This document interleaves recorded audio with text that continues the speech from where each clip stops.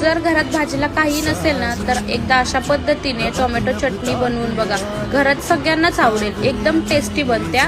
तर त्यासाठी मी 4 ते 5 टोमॅटो 2 पीसेस मध्ये कट करून घेतले आणि कढईमध्ये ते भाजायला टाकले आणि मध्ये थोडासा लसूणही टाकला।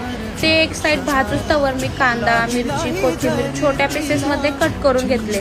नंतर मग त्याची दुसरी बाजू मी भाजायला टाकली आणि ते टोमॅटो सॉफ्ट झाल्यानंतर मॅश करून घेतले आणि वरतून मग कांदा, मिरची हे टाकून दिलं आणि हळद, धने पावडर, मिरची पावडर, चवीनुसार मीठ, कोथिंबीर हे सगळं टाकून मिक्स करून घेतलं आणि नंतर वरतून थोडासा लिंबूही पिळून घेतला आणि 2 चमचे शेंगदाण्याचं कूट टाकून घेतलं आणि मिक्स करून रेडी झाली आपली टोमॅटो चटणी।